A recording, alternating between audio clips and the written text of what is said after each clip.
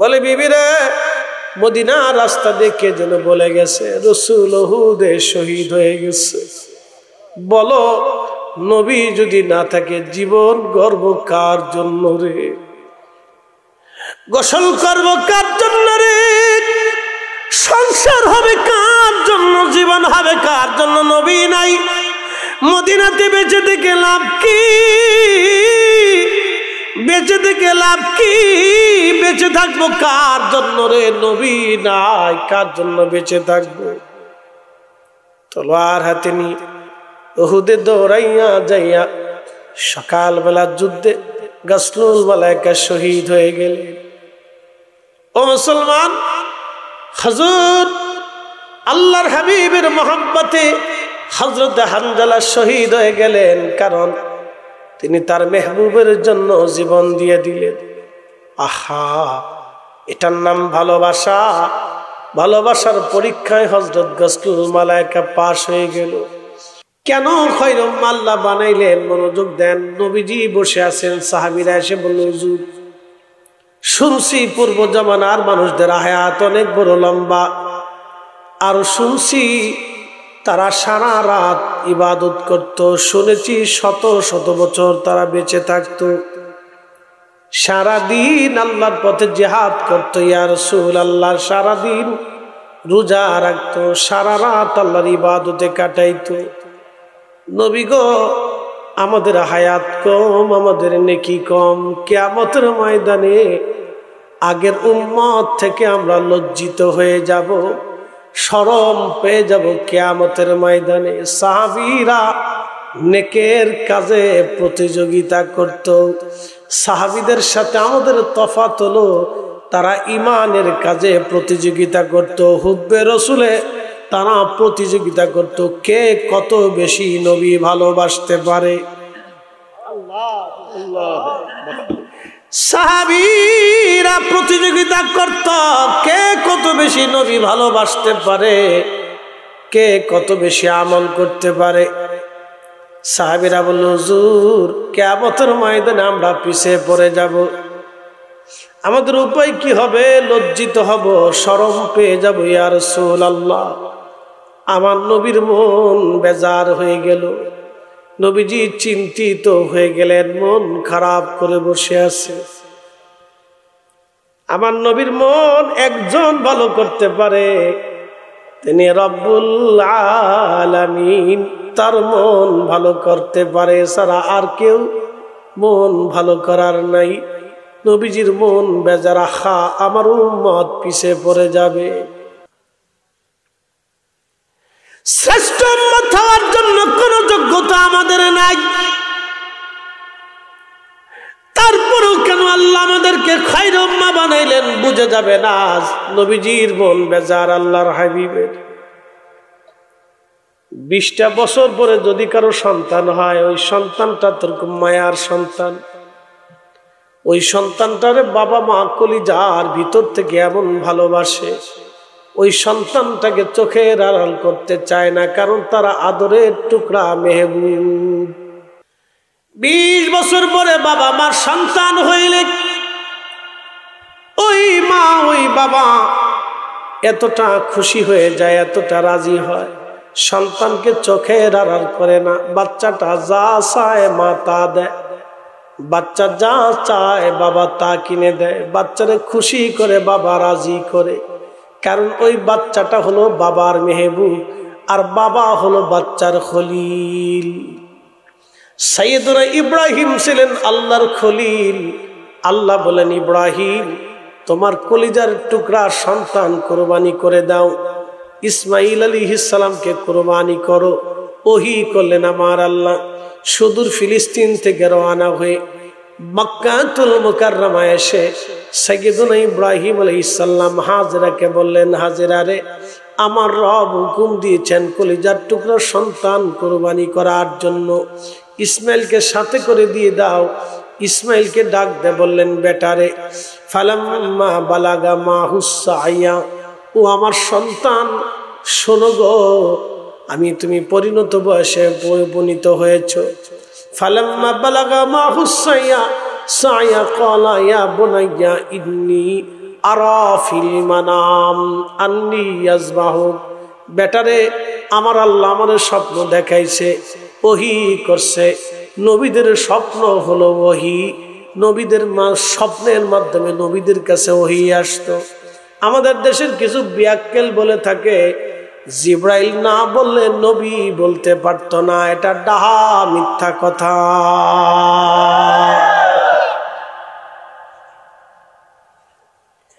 এটা ডাহা মিথ্যা কথা। জিব্রাইল বললে নবী বলবে, জিব্রাইল ছাড়া নবী বলতে পারতো না, এটা ডাহা মিথ্যা।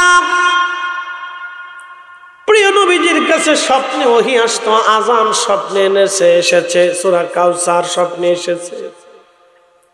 ইব্রাহিম কুরবানির ঘটনা আমার আল্লাহ ইব্রাহিমকে স্বপ্নে দিয়েছে। ইন্নী আরা ফিল মানাম, আমি স্বপ্নে দেখছি আন্নী আযবাহুক, তোমারে জবাই দিতেছি। ফাংজুর মাযা তারা, বেটারে তোমার অভিমত, তুমি বলো তুমি কি বলতে চাও। ছেলেটা জবাব দিল ইনশাআল্লাহু মিনাস সাবিরিন, আব্বা জান আমাকে সবরকারীদের মধ্যে পাবেন আল্লাহ চাহে তো। কুরবানি করে দেন আব্বা, আমি সবর করব। সন্তানকে নিয়ে রওনা হয়ে গেলেন। বুঝতে পারতেছেন 80 বছর পরে একটা সন্তান এসেছে। ওই সন্তানটাকে খোদার হুকুমে জবাই করার জন্য নিয়ে যাচ্ছি ইব্রাহিম। আহা, কত বড় ত্যাগ ছিল সেই দিন। আমরাও কুরবানি দেই, ইব্রাহিমও কুরবানি দেয়। আমরা কুরবানি দেই ফ্রিজের জন্য, আমরা কুরবানি দেই রাজনীতির জন্য, আমরা কুরবানি দেই সমাজ দেখানোর জন্য, আমরা কুরবানি দেই ক্রেডিট দেখানোর জন্য। আর ইব্রাহিম কুরবানি দিয়েছে আল্লাহর জন্য। কথা বলেন ঠিক কিনা? ইব্রাহিম আলাইহিস সালাম মদিনার সাথে প্রেমের ডুরি বেঁধেছিল। বলে হুজুর কি বললেন? হ্যাঁ, ইব্রাহিম ও দা ইব্রাহিম ও খলিলুল্লাহ, ইব্রাহিম দুয়ার ভিতরে বলতো আল্লাহ আমার নসলে তুমি আখিরি নবী পাঠাও। এত বড় দামি নবী, এত সম্মানওয়ালা ইজ্জতওয়ালা আমার বংশের মধ্যে পাঠাও। কারণ ইব্রাহিম জানতেন তার বংশে যদি আখিরি নবী আসে তার বংশের মর্যাদা বাড়বে। ইব্রাহিমের জন্য নবীর মর্যাদা বাড়ে নাই, আমার রাসূলের কারণে সাইয়েদনা ইব্রাহিমের নসলের মর্যাদা বেড়েছে। কথা কর না কে? ঠিক কিনা? চেঙ্গিস খানের সাম্রাজ্য শেষ,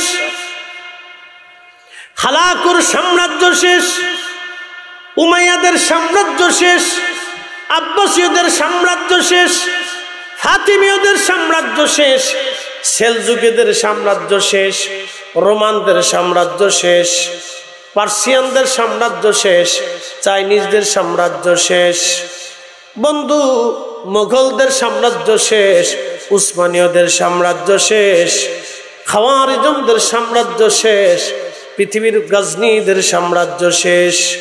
পৃথিবীর বড় বড় সাম্রাজ্যগুলি নিশ্চিহ্ন হয়ে গেছে, তাদের আইন শেষ হয়ে গেছে, তাদের রাজা বাদশাদের দরবার ধ্বংস হয়ে গেছে, কবর নিশ্চিহ্ন হয়ে গেছে। কিন্তু খাজা বাবা আজমিরির সেই প্রেমের তরিকা, সেই প্রেমের সাম্রাজ্য এখনো আছে। হুজুর গাউসে পাকের সেই প্রেমের সাম্রাজ্য এখনো আছে। আল্লাহর ওলিদের আধ্যাত্মিক সাম্রাজ্য এখনো আছে। কিয়ামত পর্যন্ত আল্লাহর ওলিদের আধ্যাত্মিক সাম্রাজ্য টিকে থাকবে, এটা কখনো নষ্ট হবে না। এটার নাম আহলে সুন্নাত ওয়াল জামাত। কথা কোন ঠিক কিনা? এ মুসলমান, আমি মলে ফিরে যাচ্ছি। খলিল আর হাবিবের তফাৎ বোঝানোর জন্য আমি ইব্রাহিম আলাইহিস সালামের কাছে নিয়ে গেলাম। মনোযোগ দেন। 80 বছর পরে একটা সন্তান, বাবার কলিজার মধ্যে কত ব্যথা, কিন্তু হুকুম আমার আল্লাহর। খোদাকে খুশি করতে যাই ইব্রাহিম সন্তানকে নিয়ে রওনা করলেন মিনা প্রান্তরে। মিনা প্রান্তরে যাইয়া ছোট্ট টিলার উপরে উঠলেন, সন্তানকে কুরবানি করবেন। ইসমাইল ডাক দিয়ে বলল, আব্বা জান, ও বাবা, আমাকে যখন আপনি জবাই করবেন, আব্বা জান আমার হাতগুলি পাগুলি শক্ত করে বেঁধে দিবেন, কারণ ছুরি চালানোর সময় আমার ছটফটানি আসতে পারে, খোদার হুকুম আপনার বাধাগ্রস্ত হতে পারে। বাবা গো, হাত পা গুলি খুব মজবুত করে বেঁধে ধরবেন। বুঝেন, একটা সন্তান যখন এই কথাগুলি বলে বাবার কলিজার মধ্যে কেমন লাগতেছিল, কিন্তু না, ইব্রাহিম আল্লাহকে খুশি করবে। হযরত ইব্রাহিমকে ছেলে ডাক দিয়ে বলতেছে, আব্বা জান, আপনি ভালো করে ছুরিটা ধার দিয়ে নিবেন, যাতে আমার গলার মধ্যে গন্ড দেশে ছুরি চালানোর পরে বেশি সময়ের প্রয়োজন না হয়। আব্বা গো, আমাকে উপর করে শোয়াবেন, কারণ আমার চেহারার দিকে তাকাইলে আপনার মায়া লাগতে পারে। বাবা গো, চোখগুলি আপনি সুন্দর করে কাপড় দিয়ে বেঁধে রাখবেন, কারণ আমার চেহারার দিকে তাকাইলে আপনার মায়া হতে পারে, খুদার হুকুম পালনে বাধা হতে পারে। আব্বা জান, আপনার চোখগুলি ভালো করে বেঁধে নিবেন গো বাবা। আর একটা অনুরোধ রাখি বাবা, আমি কুরবানি হয়ে যাওয়ার পরে আমার রক্ত মাখা জামাগুলি নিয়ে আমার মায়ের কাছে দিবেন। মাকে বলবেন মা যেন আমার জন্য দোয়া করে। সাইয়্যিদুনা ইব্রাহিম ছুরি চালাচ্ছেন, বিসমিল্লাহি আল্লাহু আকবার বলে চোখ বেঁধে নিলেন। ইসমাইল আলাইহিস সালামের হাত পাগুলি শক্ত করে বেঁধে নিলেন, উপর করে শোয়াইলেন। বাবা এবং ছেলে খোদার হুকুমে মাথা নত হয়ে ছুরি চালাইতে গেলেন। ঠিক তখনই আমার আল্লাহ ডাক দিলেন, জিবরাইল তাড়াতাড়ি যাও, বেহেশতের ভিতরে একটা দুম্বা রাখা আছে, 40 বছর ধরে জান্নাতের ঘাস খায়। জিবরাইল ওই দুম্বা খানা নিয়ে আমার খলিলের ছুরির নিচে দুম্বা চালায় দাও, আর আমার ইসমাইলকে সরায় নাও। আমার ইব্রাহিম পরীক্ষায় পাস। একবার জোরে বলা যাবে কে মারহাবা। এই তো মাহে রমজান, নবীজি বলেন, উম্মতরিক আমার রোজাদারকে যদি তুমি ইফতার করাও, তাহলে তুমি শুনে নাও, আমার রোজাদারকে যদি পেট ভরে তৃপ্তির সাথে ইফতার করাও, আল্লাহর হাবিব বলতেছেন আমার আল্লাহ তোমাকে জাহান্নাম থেকে বাঁচাবে। সাহাবী বলেন, ইয়া রাসূলুল্লাহ, আমাদের ভিতরে এমন দরিদ্র মানুষ আছে যারা ইফতার করাইতে সামর্থ্য রাখে না, তারা নিজেরাই দরিদ্র। প্রিয় নবী বললেন, তাহলে এক পেয়ালা দুধ দিয়ে ইফতার করাও, যদি তা না পারো একটা খেজুর দিয়ে ইফতার করাও, যদি তা না পারো এক পেয়ালা পানি দিয়ে তুমি ইফতার করাও। তারপরও আমার রব আমার আল্লাহ তোমার আমলনামায় একটা কবুল রোজার সওয়াব আল্লাহ লিখে দেবে। যারে ইফতার করাইছো, রোজা হোক বা না হোক, রোজার নেকি হয়ে যাবে। তারও কম দেওয়া হবে না, তোমাকেও কম দেওয়া হবে না, সমানে সমানে আল্লাহ দিয়ে দেবে। উম্মত রে, আর যদি আমার রোজাদার উম্মতকে তৃপ্তি সহকারে তার কলিজা মিটাও, ঠান্ডা করো, তৃপ্তি সহকারে তার খাওয়াইয়া তার কলিজা ঠান্ডা করো। উম্মত, আমি নবী ওয়াদা করলাম, কিয়ামতের ময়দানে হাউজে কাউসারের পানি ছাড়া যখন কোনো পানির অস্তিত্ব হবে না, সেই কঠিন হাউজে কাউসারে হাসরের মাঠে আমি নবীজি তোমাকে ডেকে নিয়ে হাউজে কাউসারের পানি পান করাইয়া তোমার তৃষ্ণা এমন ভাবে মিটিয়ে দিব, জান্নাতে যাওয়ার আগ পর্যন্ত তোমার পানির কথা মনে থাকবে না। চিৎকার মেরে জোরে বলেন মারহাবা। উহুদে যুদ্ধ লেগে গেল, নবীজির দন্ত শহীদ। আল্লাহর নবীকে নিয়ে যাওয়া হলো। উহুদের পাহাড়ের পাশে একটা পাথরের ফাঁকা জায়গা আছে, যদি কোনো দিন যাবেন ওখান থেকে এখনো সুঘ্রাণ আসে। যেইখানে নবীজি বিশ্রাম করেছিলেন, দিনের বেলা গেলে পাবেন না, কারণ আল্লাহর নবী বিশ্রাম করেছিলেন রাত্রিবেলা। রাত্রিবেলা গেলে ওইখান থেকে ঘ্রাণ এখনো আসে। আমি বছর হজে ভাগ্যক্রমে রাত্রিবেলা গিয়েছিলাম। আমরা কয়েকজন হাজি রাত্রিবেলা গেলাম, চিন্তা করলাম বহু জায়গা তো দোয়া করছি, নবীজি যেখানে বিশ্রাম করেছেন ওইখানে একটু বসে দোয়া করব, দিনে পুলিশে ডিস্টার্ব করে। আমরা রাত্রিবেলা গোপনে গেলাম, রাত্রিবেলা যখন ওইখানে উঠলাম, আল্লাহর কসম করে বলি কুসুর মুসলমান, আল্লাহর কসম করে বলি আমার চোখ, আমার জবান, আমার জীবন, আমার নাক, আমার ঘ্রাণ, আমার শক্তিকে আমি কখনো অবিশ্বাস করতে পারবো না। শুধু আমি না, আমরা যে কয়জন ছিলাম, আল্লাহর বেহেশতের ঘ্রাণ বাতাসে সুঘ্রাণ, বেহেশতের ঘ্রাণ ভেসে ভেসে ভেসে ভেসে আসতেছিল। খোদার কসম করে বলি কুসুর মুসলমান, আমরা ওইখানটা সিমেন্ট দিয়ে লাগানো ছিল। চিন্তা করলাম ঘ্রাণ কোথার থেকে আসে, কেন ঘ্রাণ আসে? আমরা সিমেন্টের ফাঁকা জায়গার ভিতরে মাথা ঢুকায় দেখি, লক্ষ্য করলাম আল্লাহর হাবিব যেখানে বিশ্রাম করেছিলেন ওখান থেকে আল্লাহর বেহেশতের খুশবু সারা রাত আসতেছিল।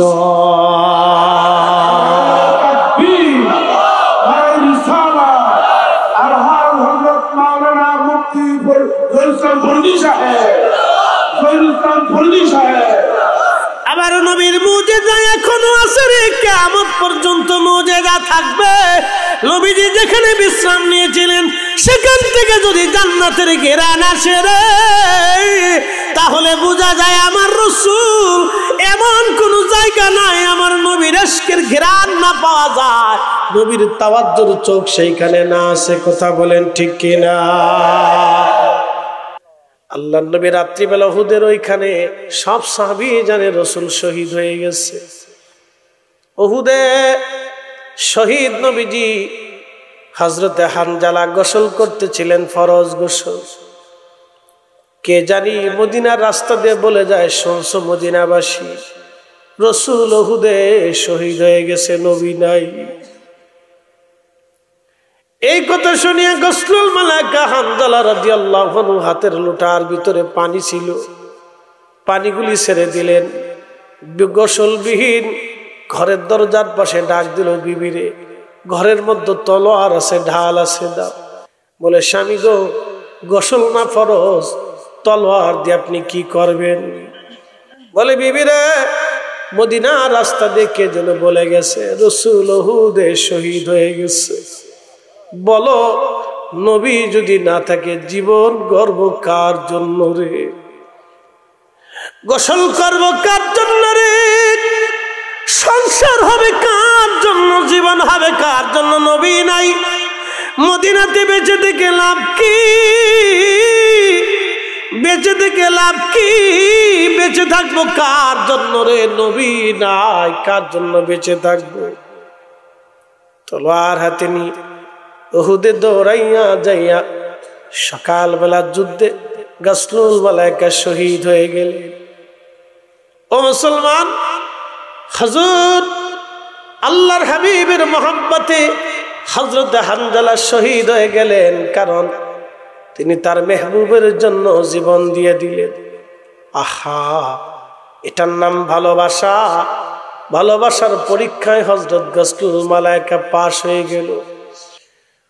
হযরতে গসলুল মালাইকার বিবি দৌড়ায় গেছে, হুজুর সবার লাশ বিনা গোসলে দাফন দিবেন, কারণ শহীদ যারা হতো তাদের গোসল করা হতো না। শহীদ যারা হবে তাদের গোসলের বিধান নাই, বিনা গোসলে তাদের কাফন দাফন করতে হয়। গসলুল মালাইকা উহুদের শহীদ বিবি দৌড়ায় যে বলেন, ইয়া নবী আল্লাহি, সবাই গোসলবিহীন দাফন করেন, আপনার হানজালাকে গোসলবিহীন দিয়েন না। বলে, কেন গো? ইয়া রাসূলুল্লাহ, আপনার হানজালা জুনুবি হালতে উহুদে এসে আপনি নদী হয়ে গেছে। হুজুর, আপনি বিনা গোসলে তারে দাফন দিয়েন না। আল্লাহর নবী বললেন, সাহাবীরা রে, দেখো আমার হানজালার লাশ কোথায় আছে। সারা উহুদে তন্ন তন্ন করে খুঁজে দেখে হানজালার লাশ কোথাও খুঁজে পাওয়া যায় না। সাহাবীরা বলল, হুজুর হানজালার লাশ কোথাও খুঁজে পাওয়া যায় না। জিবরাইল এসে বলেন, ইয়া রাসূলুল্লাহ, হানজালার লাশ খোঁজা লাগবে না। হানজালাকে আল্লাহ এতটাই ভালোবেসেছে, ইশকে রাসূলের কারণে আসমান জগতে নিয়া আল্লাহর রহমতের ফেরেশতারা তাকে হাউজে কাউসারের পানি দিয়া আপনার হানজালার আমার আল্লাহ গোসল করাইতেছে। নারা চিৎকার মেরে বলেন আল্লাহু আকবার। জোরে বলেন না ইয়া রাসূলুল্লাহ। আমার রাসূলের ইশকের ওজন কত, দাম কত, মর্যাদা কত, দাম কত, মর্যাদা কত। আমরা খয়রে উম্মাহ হওয়ার যোগ্যতা নাই, শুধু নবীর কারণে খয়রে উম্মাহ হইছি। সুবহানাল্লাহ। আমাদের কোনো যোগ্যতা নেই, কিচ্ছু নেই, কিচ্ছু নেই। এই উম্মত যে গুনাহ করে, এই উম্মত যে পাপ করে, খয়রে উম্মাহ হওয়ার কোনো যোগ্যতাই নেই। আল্লাহ আমাদেরকে নবীর উম্মত বানাইয়া আমাদেরকে আল্লাহ ধন্য করে দিয়েছে। কথা ঠিক আছে না? আমাদের 14 পুরুষকে আল্লাহ ধন্য করে দিচ্ছে, ধন্য করে দিচ্ছে। আল্লাহ আমাদেরকে দয়া করছে, এহসান করছে, এত বড় দামি নবীর উম্মত হতে পারছে। মনে রাখবেন, সারা জীবন মনে রাখবেন, কখনো ওই কথা ভুলবেন না। খায়রে উম্মাহ বানাইছে। আপনি বুঝতে পারতেছেন, আসমানে নিয়ে গসলুল মালায়েকারে হাউজে কাউসারের পানি দিয়ে গোসল দিবাইল। তো সাহাবায়ে কেরাম চিন্তা করলো, তাহলে আজকে দেখবো কিভাবে গোসল দিচ্ছে। তো ফেরেশতারা তার লাশ উহুদে সবার সামনে নামাইলো। একসাথে বলবেন আল্লাহু আকবার। কোথার থেকে নামাইছে? আসমান থেকে তার লাশ নামাইলো। সাহাবীরা দৌড়াই যায়, দেখে তার দাড়ি চুল বেয়ে বেয়ে টপ টপ করে পানির ফোঁটা উহুদের মাটির মধ্যে ঝরে ঝরে পড়তেছে।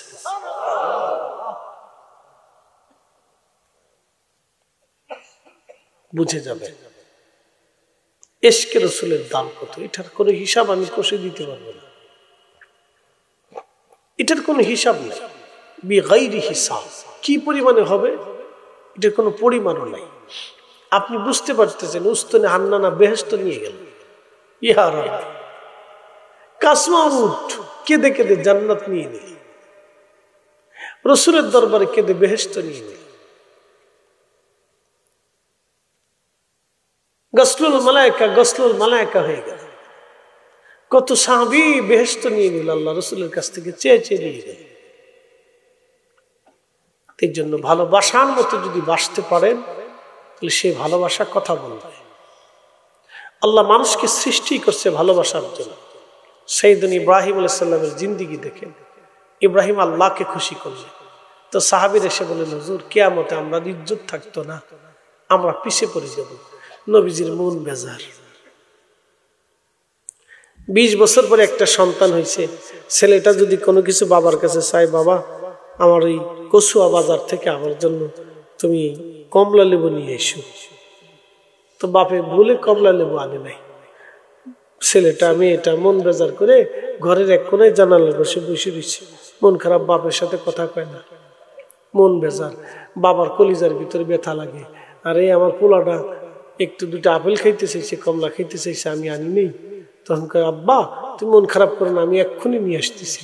ছেলেদের খুশি করার লাগে বাবা তখনই আবার দৌড়াইয়া কচুয়ার বাজার থেকে এই কমলা লেবু নিয়ে আসে, কারণ ছেলেটা হচ্ছে বাবার মেহবুব। আমার নবীর মন বেজার, আল্লাহ খুশি করার জন্য সাথে সাথে ওহী নাযিল করলেন। একসাথে বলবেন আল্লাহু আকবার। আমাদের নবী হচ্ছে আল্লাহর মেহবুব। ইব্রাহিম আল্লাহকে খুশি করতেন, আর আল্লাহ আমরা নবীরে খুশি করতেন। না না হয় না, জোরে বলেন। এই কথা আপনি বুঝেন নাই তো। ইব্রাহিম আল্লাহকে খুশি করতেন, আর আল্লাহ আমাদের নবীকে খুশি করতেন। আমরা সেই নবীর উম্মত, যার কারণে আমরা খায়রে উম্মাহ হয়েছি। আমাদের খায়রে উম্মাহ হওয়ার কোনো যোগ্যতাই নাই, শুধু নবীর কারণে আল্লাহ আমাদের ইজ্জত দিয়েছে। কথা কোন ঠিক কিনা?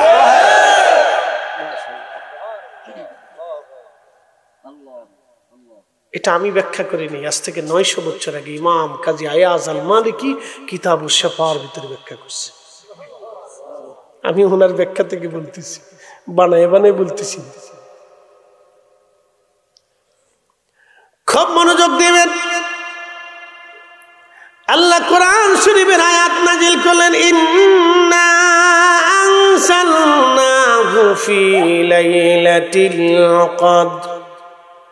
নবী গো, আমি কোরআন শরীফ কদরের রাত্রিবেলা নাজিল করেছি। ওয়ামা আদরাকা মা লাইলাতুল কদর।